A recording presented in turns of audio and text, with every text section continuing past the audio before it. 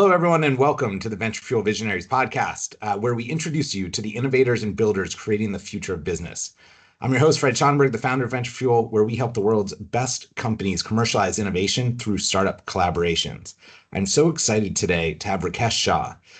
Rikesh is a renowned innovator and public sector changemaker, now leading the Innovation Procurement Empowerment Center at Connected Places Catapult.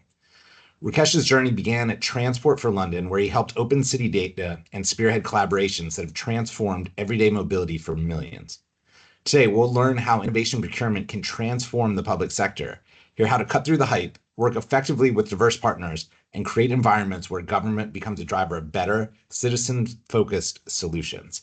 Can't wait to dive in. Rikesh, welcome to the show. Thank you. Lovely to be here, Fred. Thank you for having me. So it's our pleasure. And to start, maybe could you share a story of what first draw you into the public sector and innovation? Those are two things that don't always go hand in hand in everyone's mind. Yeah, sure. And I think the first thing is I had a particular interest in transport innovation. And the transport story started probably when I was about 4 or 5.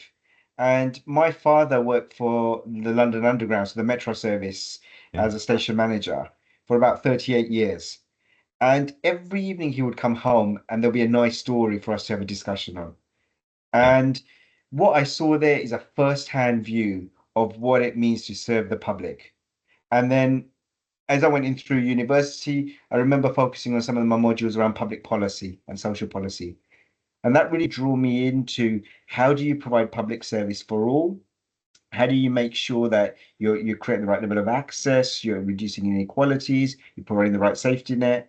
And that felt right for me as a career choice. And then the innovation piece. I think it's just the way I am. I'm very curious. I wouldn't say I'm disruptive, but I'm certainly challenging in a positive way. And I don't always accept the status quo. So there's some fascinating anecdotes from school where everyone's going down a certain path and I'm still seen as a disruptor, but I was genuinely just curious, trying to say, is there a different way we could do this? So putting those three things together, I think we got me into public sector or transport innovation.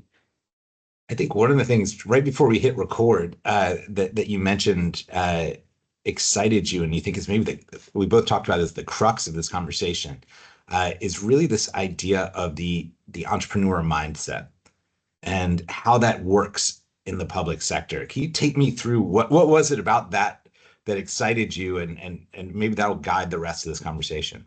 Yeah, I think a lot of it was, particularly when I was at Transport for London, and I thought about how much we had to deliver for the city, for London and beyond. And we were about a 12 billion pound a year business. And a lot of our money went into the supply chain, probably about 65%. So a lot of it was through external suppliers who were our partners. And then more recently, I've been thinking about how much procurement budget is spent. It's about 400 billion in the UK.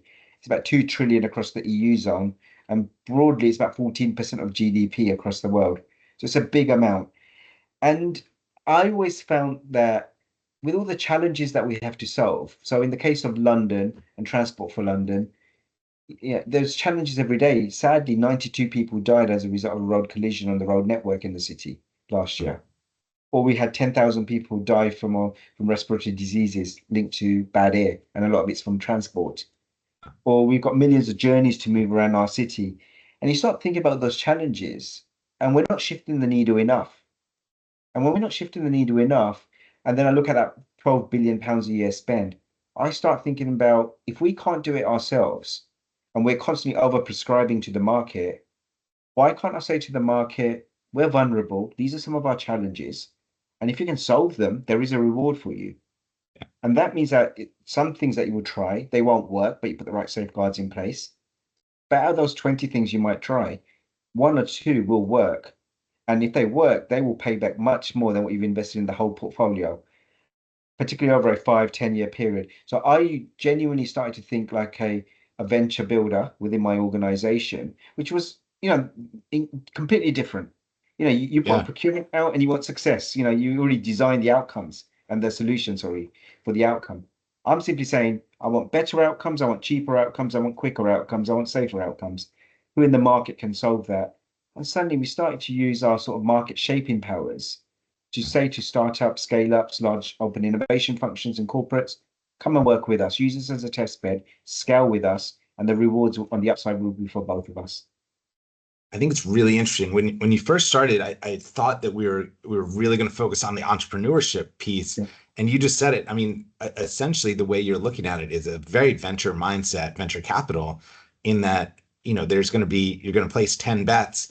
Yeah. One is going to be so breakthrough that it makes up for the nine that didn't. Right? That's how the power laws, what they call in venture capital. I think one thing that's really interesting is when I think of procurement, I Yeah. don't think about that type of risk appetite. I almost think the opposite, that it's, Yeah. hey, I want to make the safest choice Yeah. with the most proof, so there's no risk. And by the way, I want to do it at the lowest price I can get it, so that I don't want the bells and whistles. Save that for someone else. How do you sculpt a culture to do something as forward thinking as what you're describing? It's a great question. And if I think about Transport for London, we had about 650 commercial managers in procurement. And is the organization is about 30,000 person organization directly, probably about 100,000 indirectly. So there's a lot of people. And you're absolutely right. I remember when we were doing a lot of this came out of my open data days, and I think we'll talk about this later, but we started to release the data and new products were being developed on the back of it. Yeah. And that gave me permission and some trust in the organization to say he's just not, a maverick madman. He actually does care about the outcomes with the right safeguards. And when we start to think about procurement as a way of working with through innovation, or the other way around, using innovation outcomes through procurement, what we found is quite a lot of my colleagues just found it difficult, frankly, and they thought we're going to increase the level of challenge in the courts. We'll get sued more. We will, we've got to be really prescribed. You've got to be absolutely clear on what outcome you want. You want a table. It's got to weigh 25 kilos. 23 kilos isn't good enough. And what I found from the market, because I started to ask the market, what do you think of working with us? And the market said, this was about 10 years ago now. They would say, you pay us on time, we trust you, you give us good briefs, we like you good social outcome. So everything scored really well. But one thing didn't score well is when it comes to innovation, you shut us down.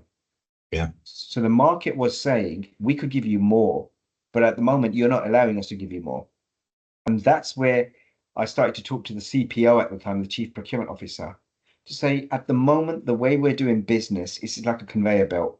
You pick up the next brief, you've got to get it done ASAP. So you focus on the lowest cost, you overprescribe, you de-risk it as well as you can, and then you buy something. And then if it works, it works. If it doesn't work, we'll do another brief.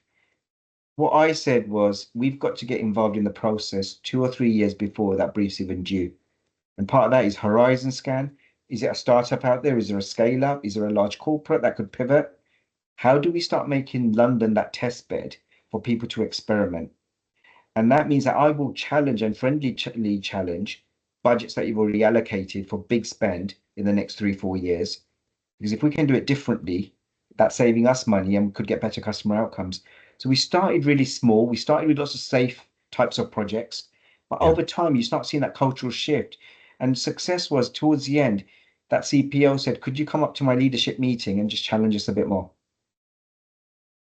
I love that. I want to dive into the open Yeah. data in a Yeah. moment, but I'm curious, the process you just described of changing the mindset. There's a lot there that I've seen large organizations try and not have the patience to see the win. And what I mean by that is, I can see the persuasion of let's give it a shot, and then you take a couple safe areas and something comes back. And if that isn't like a needle mover, like the results of that, oftentimes people retrench back to the ways they've done things for 30 years. How did you either break through that or preach the patience needed to see the results from, innovation? And sometimes is a lightning bolt, but oftentimes it takes a minute to percolate. I'm curious how that went down. Yeah. I think a lot of it was around leadership, and I was really fortunate that I had 3 or 4 leaders, a commissioner and our MDs who really supported this, and they said they'll back me, which gave me time, because the danger there is I then focus on the really safe things and produce a few short-term wins, but as you say, over time people say the business case isn't there. So I think that was the first thing. The second thing was we started genuinely really small. We started with a really small team. It was me. Actually, on my day one, when I set this function up, it was me and half a graduate, not even a full graduate. And we just said, let's sculpt this and see where we can take it. And then we started to beg and borrow resources across the business. And we look for a certain mindset. We look for people that were ready to be entrepreneurial, to try stuff. And then we started to look for the right problem areas where the conditions for innovation could work. And also, have we got advocacy at a director level who would give us some budgets, some seed funding, and then some budgets to scale? And then we started to think about where are the right challenge areas we could focus on. And frankly, the sexy ones or the exciting ones could have been connected autonomous vehicles, flying taxis, Yeah. and lots of other cool things. We started with roadworks. Yeah, because we knew roadworks is a big problem. It's costing London billions of pounds a year, and it's something that genuinely needs innovation. And through that, we ran a program. We used a new procurement procedure that was rarely tested in Europe called the Innovative Partnership Procedure, which allows you to do multi-stage activity rather than, because the biggest frustration for startups is you do an R&D piece or you do a proof of concept, and then this public authority says, thank you for that. Now we're going to put out a tender in Yeah. 3 years' time, and then some big company wins it. So what we said is we're going to do the R&D and the scaling through one procurement procedure. Mm. And so as a result, we tested 9 different solutions on roadworks. Some of them worked, some of them didn't, but it wasn't comparing apples and apples. It was apples, pears, mangoes, bananas, and any other fruit. Hmm. So it's all different ideas. So the thing of valuing on cost has just disappeared. You're now valuing quality and outcomes. And then we took that process through, and in the end of it, we procured through multi-million-pound contracts 2 startups that we'd never even heard of before. And they were creating value. And that's the way we started working. And we didn't always exchange on cash. Sometimes we exchanged on land. Sometimes we exchanged on data. Sometimes it was policy. So we started to just get more creative, say, what have we got in our toolbox that we can exchange with and create mutual value and better outcomes for us? And what was good then is people in the organization were doing it themselves. People would say to me, can you give me some ear cover because I want to try this? And that's exactly the right culture we want to create. But it takes time to get to there by actually proving that you're not maverick and you're actually adding value. I think a couple things there are incredible. One of the things when I first got involved in this, our original model was we represented startups. 2019, a very large corporation. I was in there showing them some startups we were excited about, and they're like, "Have you ever thought about flipping your model and working for a large organization? We have an innovation function, and it's not succeeding." And I said, "What do you mean it's not succeeding?" And they told me that they had run, I think the number is 44 pilots with startups. So this R&D function you're mentioning, and Yeah. 0 had gone to a second program. They all were just, let's test it. Great, it worked, whatever. Like now we're going back to our original vendor. And it sort of hit me between the eyes of like, well, wait a second. Why are you even doing that if you're not intent on scaling up to the second step? And so we built a program with them that has become venture fuel, was around this idea of like it's the second stage, it's the scale up that matters. I love that you built that in. I think that is incredible. The second piece I want to go back to is what you talked about a minute ago, which was the decision to open up transport data to the public. One of the first startups I ever saw when I started Venture Fuel was actually it was a travel app that essentially could predict when the subways were going to go to which station at what time. Yeah. And it essentially would recommend to people, hey, like there's a delay coming up. If you get off at the next stop, you can go to Dunkin' Donuts or Starbucks or whatever. That was their business model. And I was like, this is crazy. Where'd you get the data? And they're like, oh, in London, we have access to the data. And I remember thinking that was crazy and amazing. And now, move forward, a lot more organizations are being forward thinking like that. But I'm curious, can you talk about that decision to open the data transport and this idea of letting the market create fantastic products? Yeah, sure. And yeah, there was many of us involved in that, so I can't solely take the Yeah. credit. It was a wide approach, and I think what we saw was people were using our website because it's a statutory requirement to publish timetable data, so you have to make it available. So what some of the creative app developers were doing, they were scraping our data, and they were doing it badly. So things were going wrong. And then my team would get a query to say, why are you putting out the wrong information to the public? So it started actually as a defensive thing, which is we're getting challenged all the time here that we're putting out the wrong data. And then we were building a new website. We made it cloud first, and that was very unusual. I'm talking in the early 2010s there. So, Yeah. so it's very unusual. And we started about API plugins and all sorts. And we got the data out there, but I think one thing that my team did incredibly well is form partnerships with the developer community. So we had Mm. 17,000 developers who accessed our data, and that could be Wow. anyone from the large big players like Google Maps and Apple Maps to one person organizations. And what we started to do is we started to provide timetable data, also predictions. So what time will your bus will arrive, what time will your subway arrive, and then we started to do traffic information around planned works, unplanned works. If we hear about them, we put it up on the system. And it just became a completely new way to work with the market. We were giving them data. Afterwards, they were giving us data back. So we're making better operational decisions. And it created a culture that sometimes I would set a challenge to the market.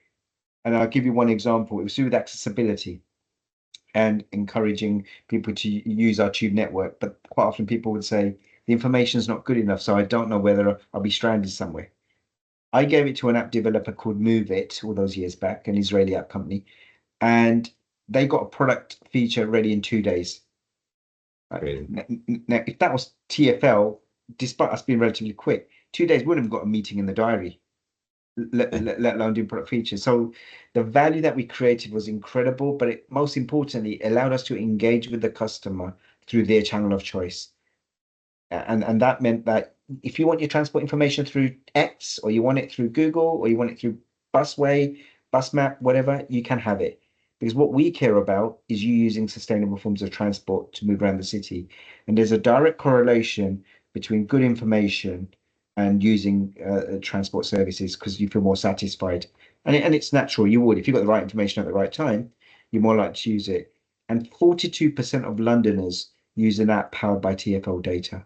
So it's Mm. incredible. We're doing 31 million trips every day in the City of London. So you can just see the magnitude of that decision that we made and the value it's created, not just in London, but I think other cities across the world now are following the same example. Absolutely.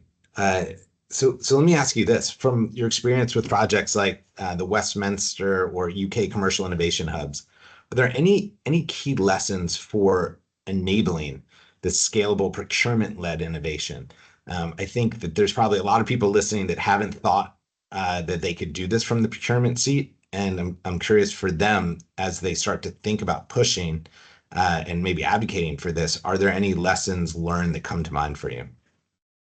Yep. I think the first thing to think about is value. This isn't innovation theatre. It's about what value do you want to create? What outcomes do you want? So that's number one. I think number two is you've got to create the conditions for success at the beginning. And by that, I mean, have you got budget downstream to scale? Who are all the naysayers in your organization that you need to get on side at the beginning and not halfway through a program? Have you got a very clearly defined problem statement that the market can respond to so it's not too high level, but not too specific? Have you got an opportunity to experiment and try some stuff with the right safeguards? And what do those different stages look like? And I think if you treat this as an agile program, which might fail on day one, and that's fine because you move on to the next thing, or something that may realize benefits in 3 years' time, but you treat it as a business thing rather than simply, we gave it a go and it didn't work. Something that Yeah. you said earlier resonated. And I think there's too much innovation theatre where the cutting the ribbon at the beginning is seen as the priority, which is we've got a press release, we had 5 million people apply. That's great. But what happened at the end? If you look back and you said, how much did you spend on it and what returns being created? And it's up to the innovation team to create that value by telling the organization that we're here to help. We use our procurement budgets to shape markets, but ultimately we want to provide citizen value, and that could be whether it's in transport, whether it's in health or any other industry. I love it. I love the idea that using the procurement budget to shape markets is such a powerful uh, thought and sentiment. And yeah, I used to call it the startup petting zoo. That would be like, okay, we've got a startup innovation initiative. Everybody come in and we're going to do a demo day and we're going to walk around and we're going to pet all the startups on the head and then we're going to go back and do our day job the same way we've been doing it for 30 years. And the startups are going to start emailing us saying, hey, is there anything to do here?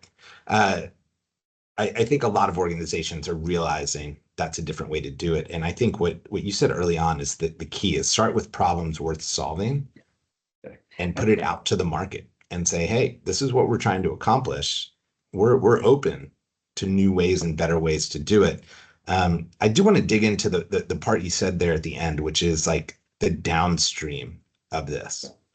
I see that as one of the great challenges in this work is you usually have a forward-thinking innovation or innovative person within a function that is advocating for this. But to get it done at scale, you often need to go back into the core business unit or downstream. And often those folks are not incentivized, and this is harder, takes more time up front. How do you kind of make sure that that path is clear on the back end and you don't end up with this situation that I've had with a client where we have 8 to 10 groundbreaking solutions that are just stuck at the real starting gate because the business units are working on their next quarter results, and this is a distraction. I think it's a great question. And I think it is the toughest part of the challenge because if we think about some of the challenges, sometimes we think just setting up an innovation team is difficult or just doing a procurement is difficult. I found the scaling is the hardest part. And I, I think there's two or three things there. I think, and I learned this with experience. I think going back to my earlier point on internal alignment, because Mm, all it takes, the public sector never has one buyer. Even if I had a large budget, I'd have to, it's delegated, it's devolved authority. So you're suddenly talking to a federated authority, you're talking to 8 other people. So should we buy this? And all it takes is for one of them to say, I don't like it because of there's a cybersecurity risk, or there's going to be a mm, HR business change process, or whatever it is. And I think that's why I think it's really important at the beginning. You get all those people around the table who are the key players and say, are we up for solving this challenge? And if we're up for solving this challenge, can we please take our badges off and say we will solve it? And who's a service owner that's going to ultimately inherit this? It's you, person A. Are you up for it? And because if you're not, if this problem is not worth solving for you, we'll move on to another area. Now, that makes the innovation team really nervous because then you're thinking, I'm not going to have a pipeline. I'm just reducing my pipeline. yeah. But the reality is, you've got to create those conditions for success up front. And that meant if there's enough skin in the game for the service owner who genuinely cares, they will find a way. And then you create that coalition internally to say, we've got to solve this. So if then there is a person that doesn't like it, you convince them that it's the right thing to do. But I was always of the mindset, if the conditions for success weren't designed at the beginning, we're not scaling. And that meant that we will stop something. And we'd have that brief, a pro forma. My team would have a brief and would say, all of this looks really good from an innovation point of view, but we won't scale it. So we're not working on it until the organization's ready. And that was Mm, tough. And I still remember once we did a program where one particular person wrote to me and said, Rikesh, are you trying to do me out of a job? yeah. He said, you're bringing something new in. I've been doing it for the last 30 years. I know what I'm doing. And I don't appreciate you here bringing a new, I won't go into the details, but you bring a new solution in that could save the organization, from your perspective, millions of pounds. But you're doing me out of a job and I know what I'm doing. And I still remember that battle. And it's a tough conversation internally. So why you're doing it and the value that's added, because people take it personally Sure. and they're not incentivized, as you say. That person's not incentivized to bring in a startup.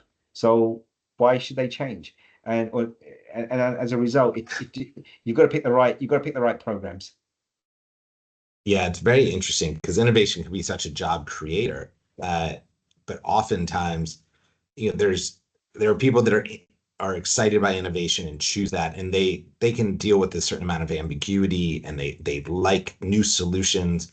And oftentimes they don't realize that the vast majority of people don't like change and have figured out how to do the thing they're supposed to do and get to go on vacation and get done at a certain hour every day. And like, they're like, please don't mess with my world. Like, it doesn't even need to be the job destruction. It's just a new thing to learn. And I think that it's very interesting to watch, in manufacturing or some of the big CPG companies we work with. They call it not invented here syndrome. This idea, I've been working on this for 20 years. Yeah.